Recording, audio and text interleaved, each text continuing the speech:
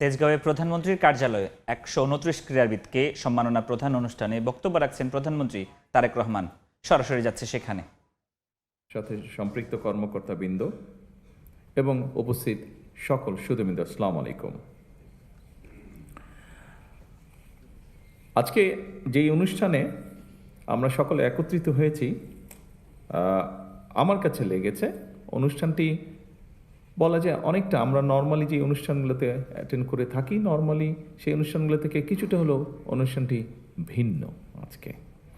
আমরা আজকে এমন কিছু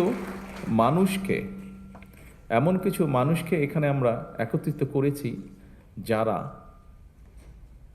সম্পূর্ণভাবে অরাজনৈতিক, কিন্তু এই মানুষগুলো দেশের জন্য বিরাট সুনাম বয়ে নিয়ে এসেছে এবং এই সুনামটি তারা বয়ে নিয়ে এসেছে সম্পূর্ণভাবে তাদের নিজ যোগ্যতায়। আজকে এখানে যারা জয়ী হয়ে এসছেন, বিভিন্ন ইভেন্টে যারা বিজয়ী হয়েছেন, আমাদের ক্রীড়াবিদ বন্ধুরা, তাদের প্রত্যেকেরই কিন্তু বিজয় হওয়ার জন্য একটি প্রতিপক্ষ ছিল এবং প্রতিপক্ষ ছিল বলেই কিন্তু তারা যখন বিজয় হয়েছে সেই বিজয়ের আনন্দটা তারা উপভোগ করতে পেরেছে এবং তারা শুধু একা কিন্তু এই আনন্দটি উপভোগ করেনি। যখন তারা বিজয় হয়েছে, তারা সমগ্র জাতিকে সাথে নিয়ে এই আনন্দটা উপভোগ করেছে, বিজয়ের আনন্দটা। সুতরাং খেলাধুলায় কিন্তু পরাজয়ের অর্থ কিন্তু হেরে যাওয়া নয়, বরং এটির অর্থ হচ্ছে জয়ের একটি অংশ। আপনি আজকে পরাজিত হয়েছেন মানে ইনশাল্লাহ আপনি আগামী দিন বিজয়ী হবেন। আইনস্টাইন একটা কথা বলেছিলেন, যতটুকু আমার মনে আছে, কথাটা ছিল এরকম যে মানুষটি কখনো পরাজিত হয়নি সে আসলে কিছুই করেনি। আপনাকে জয়ী হতে হলে কিছু করতে হবে। কথাটার অর্থ হচ্ছে সেটাই, যে মানুষটি পরাজিত হয়নি মানে সে পরাজিতই হয়নি, জয়ী হওয়ার তো প্রশ্নই আসে না, তার মানে সে কিছু উদ্যোগই গ্রহণ করেনি, চেষ্টাই করেনি। আজকের এই অনুষ্ঠানে যারা পুরস্কার গ্রহণ করেছেন, প্রত্যেকটা খেলাকে তারা প্রতিযোগিতামূলক করে তুলেছিলেন এবং অংশগ্রহণ করেছিলেন এবং এই জন্যই আমি তাদের প্রত্যেককে জানাই আমার আন্তরিক শুভেচ্ছা এবং অভিনন্দন। তবে এখানে কয়েকজন খেলোয়াড় তাদের অনুভূতি প্রকাশ করে গিয়েছেন এবং তাদের কথার রেশ ধরেই আমি বলতে চাই যে একই সঙ্গে তাদের পেছনের মানুষগুলো, তাদের বিজয়ের পিছনে যে মানুষগুলো অবদান, সহযোগিতা, বিভিন্ন রকম কন্ট্রিবিউশন আছে, তাদের পরিবার, কোচ এবং সংশ্লিষ্ট আরও যারা আছেন তাদেরকেও আমি জানাই আন্তরিক শুভেচ্ছা। সম্মানীয় উপস্থিতিবৃন্দ, আমরা বিশ্বাস করি যে বর্তমান সময়ে, আমরা যদি চারিদিকে তাকাই, বর্তমান সময়ে ক্রীড়াটা শুধু কিন্তু শখ বা বিনোদন নয় বা এক্সারসাইজেরও কোনো অংশ নয়, বরং আমরা দেখতে পাচ্ছি এই মুহূর্তে আমরা যদি বিশ্বে দেখি, বিভিন্ন দেশে দেখি, ক্রীড়াটা কিন্তু একটা পেশা হয়ে দাঁড়াচ্ছে। অ্যাকাউন্টস যেরকম একটা পেশা, ইঞ্জিনিয়ারিং যেরকম একটা পেশা, লিগ্যাল প্রফেশন যেমন একটা পেশা, ঠিক ক্রীড়াও কিন্তু স্পোর্টসও কিন্তু একটা পেশা হয়ে দাঁড়াচ্ছে। এবং অবশ্যই পৃথিবী যখন এভাবে এগিয়ে যাচ্ছে, নিশ্চয়ই বাংলাদেশও পিছিয়ে থাকতে পারে না। আমরা ইনশাল্লাহ পিছিয়ে থাকবো না।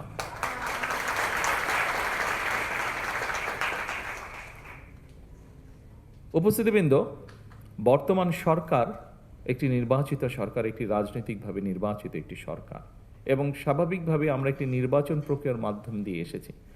যখন আমরা নির্বাচন প্রক্রিয়ার মাধ্যম দিয়ে এসেছি, তার আগে আমরা সমগ্র জাতির সামনে আমাদের কিছু কথা তুলে ধরেছিলাম বিভিন্ন সেক্টরে এবং ঠিক একইভাবে ক্রীড়া সংক্রান্ত সেক্টরে আমরা বলেছিলাম যে আমাদের দল রাষ্ট্র পরিচালনার সুযোগ পেলে আমরা দেশের ক্রীড়াকে পেশা হিসাবে প্রতিষ্ঠিত করতে চাই এবং আজকের এই অনুষ্ঠানটি আমরা যে প্রতিশ্রুতি জনগণকে দিয়েছিলাম, দেশের মানুষকে দিয়েছিলাম, সেই প্রতিশ্রুতির কাজটি আমরা ধীরে ধীরে শুরু করেছি। আজকের এই অনুষ্ঠানটি হচ্ছে তার প্রমাণ বা সাক্ষ্য। আমাদের দেশের ছেলেমেয়েরা, তরুণীরা যারা ভালো খেলায় যারা ভালো করবেন, যারা যে খেলায় আনন্দ পাবেন তারা যাতে তাদের পছন্দের সেই খেলাটিকে পেশা হিসাবে গ্রহণ করতে পারেন, পেশা হিসাবে নিতে পারেন, মনোযোগ দিয়ে মনের আনন্দ দিয়ে যাতে গড়ে তুলতে পারেন একজন খেলোয়াড় হিসাবে নিজেকে।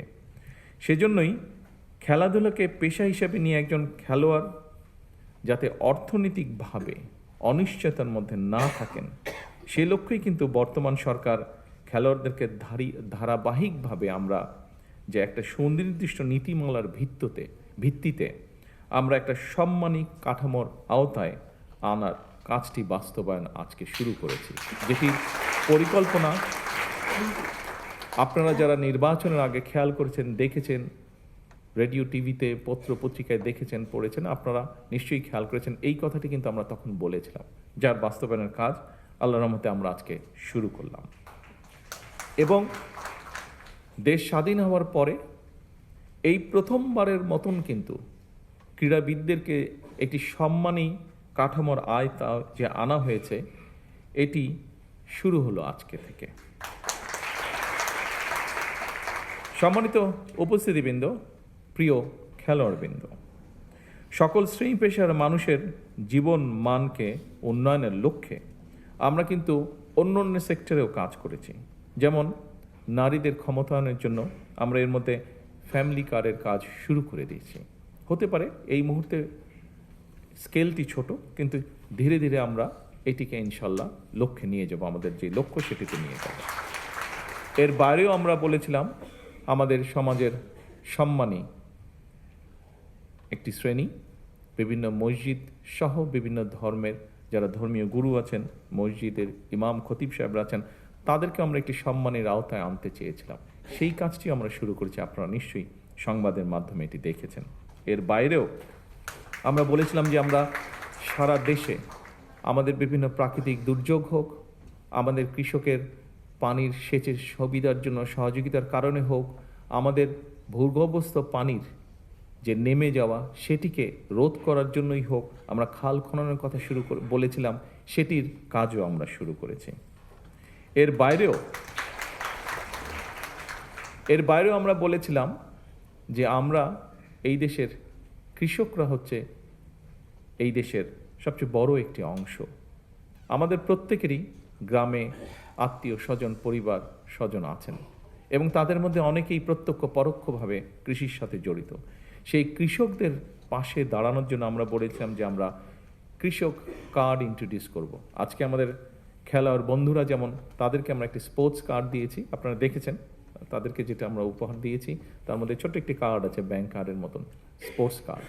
ঠিক একইভাবে কৃষকদের জন্য আমরা একটি কৃষক কার্ড ইন্ট্রোডিউস করার কথা বলেছি, যেটির মাধ্যমে তাদের কাছে আমরা রাষ্ট্রের সহযোগিতা পৌঁছে দিতে চাই। ইনশাল্লাহ 14ই এপ্রিলে টাঙ্গাইল থেকে এটির পাইলট প্রজেক্টের কাজ আমরা শুরু করতে যাচ্ছি।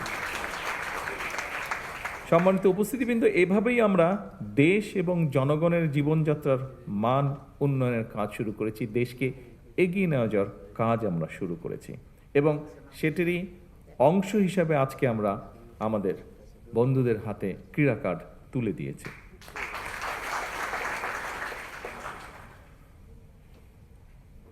প্রিয় ভাই বোনেরা, সবার জন্য ক্রীড়া, এই প্রতিপাদ্যেই সরকার পিছিয়ে পড়া জনগোষ্ঠী অথবা বিশেষ চাহিদা সম্পন্ন ব্যক্তি যারা খেলাধুলায় অংশ নিতে চান, তাদের জন্যও কিন্তু আমাদের পরিকল্পনা আছে, আমাদের চেষ্টা আছে যে দেশে বিদেশে সকল ধরনের যে সুবিধা রয়েছে সেরকম সুবিধাগুলো আমরা ধীরে ধীরে গড়ে তুলতে চাই। আমরা ক্রীড়াকে পেশা হিসেবে প্রতিষ্ঠিত করার জন্য আমরা এর মধ্যেই, বর্তমান সরকারের মধ্যেই অনেকগুলো পরিকল্পনা বা কর্মসূচি হাতে নিয়েছে। দেশে বর্তমানে আমরা সকলেই যেটা জানি, আলোচনাও করি, আমরা যখন পারিবারিক আসরে বসি, বন্ধুবান্ধবের আসরে বসি, আমরা সাধারণত মোস্ট অফ দ্য কেসে আমরা কিন্তু ক্রিকেট বা ফুটবল নিয়ে আলোচনা করি, কিন্তু এর পাশেও আমাদের কিন্তু দেশে অনেকগুলো খেলাধুলা আছে, যেমন আর্চারি আছে, বক্সিং আছে, জিমন্যাস্টিক্স আছে, ওয়েট লিফটিং আছে, সাঁতার আছে, প্যারা সুইমিং আছে, যেটাতে বাংলাদেশের ছেলেমেয়েরা ভালো করছে, প্যারা অ্যাথলেটিক্স আছে, অলিম্পিক ক্যারাতে আছে, প্যারা অলিম্পিকে আমাদের ছেলেমেয়েরা অনেক ভালো করেছে মেইন অলিম্পিকের থেকে। এর বাইরে যদি আমরা ধরি টেবিল টেনিস আছে, হুইল চেয়ার বাস্কেটবল আছে, খুব সময় হুইল চেয়ার বাস্কেটবল আছে, এরকম অনেকগুলো খেলা আছে। এই খেলাগুলোকে আমরা সামনে এগিয়ে নিতে চাই। শুধু যে ক্রিকেট বা ফুটবল তা না, এর পাশাপাশি অন্য খেলাগুলোকেও আমরা সামনে এগিয়ে নিতে চাই এবং এর জন্য সরকারি বেসরকারি পৃষ্ঠপোষকতা, সরকারি পৃষ্ঠপোষকতা আপনারা দেখছেন আমরা এই কাজটি শুরু করেছি। আমরা আশা করব বেসরকারি যে প্রতিষ্ঠানগুলো আছে তারাও সরকারের পাশাপাশি এগিয়ে আসবেন আমাদের খেলোয়াড়দেরকে বিশ্বের দরবারে তুলে ধরার জন্য।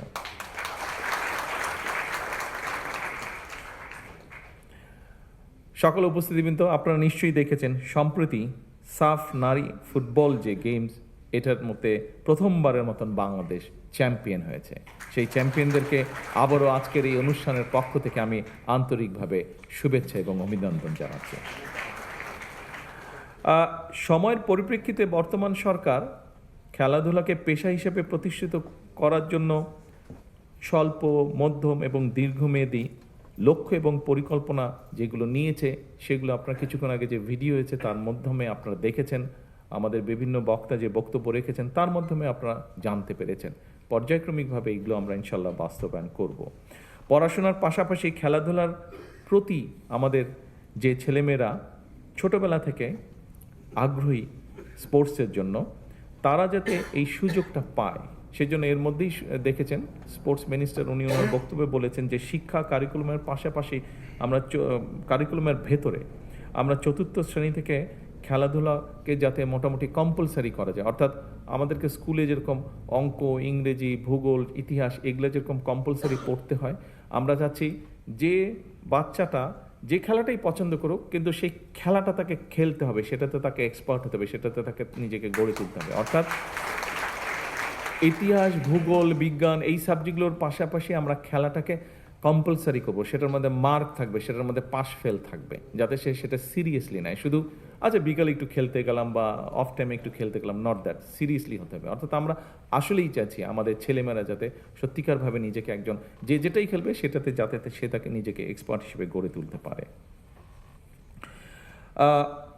সম্মানিত উপস্থিতিবৃন্দ, স্বাধীন বাংলাদেশে বিভিন্ন ক্ষেত্রে আমাদের শিশু কিশোরদের যে প্রতিভা ছিল সেটাকে বের করার জন্য 1976 সালে প্রথম কিন্তু শুরু হয়েছিল। এখানে যারা আমাদের খেলোয়াড় ভাই বোন বন্ধুরা আছে, তোমরা অনেক ছোট ছিলে, তোমরা ছোট ছিলে না আসলে, তোমরা দেখোই না বোধ হয় কেউ, এখানে সামনের সারিতে যারা আছেন ওনারা দেখেছেন। 1976 সালে শুরু হয়েছিল বাংলাদেশের শিশুদের ভিতর থেকে প্রতিভাবান যারা আছে বিভিন্ন সেক্টরে, বিভিন্ন কালচারাল সেক্টরে বের করার জন্য নতুন কুড়ি শুরু হয়েছিল। এর মধ্যেই তোমরা শুনেছ মন্ত্রী সাহেবের বক্তব্য শুনেছে যে আমরা, এবং আমিও বললাম যে ইনশাল্লাহ সামনেই আমরা যেটা করতে চাচ্ছি, কবে ডেটটা জানি, 30 এপ্রিল, রাইট, 30 এপ্রিল সিলেট থেকে আমরা শুরু করতে যাচ্ছি নতুন করে স্পোর্টস, এবং একই সাথে ইনশাল্লাহ এটা সারা দেশে শুরু হবে। আমরা এই যে বিভিন্ন আমরা 7টা খেলা না 7টা ডিসাইড করেছি তো এই মধ্যে 7টা খেলা আমরা ডিসাইড করেছি। এই 7টা খেলায় কারা পারদর্শী, ধীরে ধীরে সেই প্রতিভাবানদেরকে আমরা বের করে নিয়ে আসব। তাদেরকে যারা ভালো হবে তাদেরকে আমরা আরও বেটার ট্রেনিং দেওয়ার চেষ্টা করব। এভাবে করে আস্তে আস্তে আমরা খেলোয়াড় গড়ে তুলব, পেশাদার খেলোয়াড় গড়ে তুলব, এবং আমাদের লক্ষ্য থাকবে ইন্টারন্যাশনাল যে ইভেন্টগুলো হয় সেগুলোতে আমরা হিট করা শুরু করব আস্তে আস্তে। এবং আমাদের ছেলেমেয়েরা যে দেশের জন্য সম্মান বয়ে নিয়ে আসতে পারে এটার প্রমাণ এর মধ্যেই প্রতিষ্ঠিত হয়েছে। ইনশাল্লাহ আগামী দিনে আমরা আরও বেশি সম্মান বয়ে নিয়ে আসব।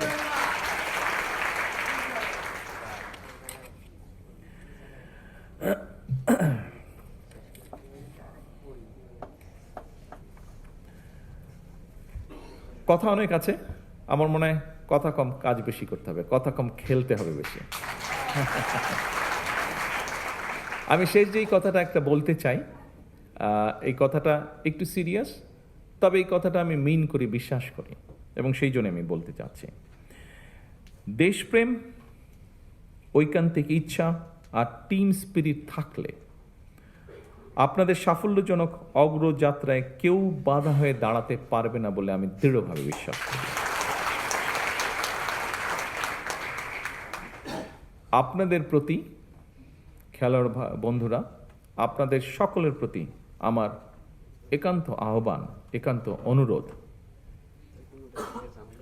পেশাদার খেলোয়াড়ি জীবনে আপনারা কোনো রাজনৈতিক দল বা গোষ্ঠীর প্রতিনিধি নন বা হবেন না দয়া করে।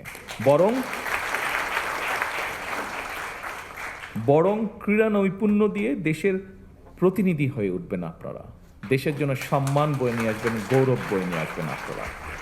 দেশে বিদেশে বিজয় মালা বরণ করে বিশ্বে ক্রীড়া জগতে বাংলাদেশকে উচ্চতর মর্যাদার আসনে আপনারা প্রতিষ্ঠিত করবেন ইনশাআল্লাহ। আজকে এতটুকু বলে আমার বক্তব্য শেষ করছি। ইনশাআল্লাহ এরপরে ঘরের ভেতরে না, ইনশাআল্লাহ খেলার মাঠে দেখা হবে। আল্লাহ হাফেজ। তেজগাঁওয়ে প্রধানমন্ত্রীর কার্যালয়ে 129 ক্রীড়াবিদকে সম্মাননা প্রদান ও কার্ড প্রদান অনুষ্ঠানে কথা বলছিলেন প্রধানমন্ত্রী তারেক রহমান।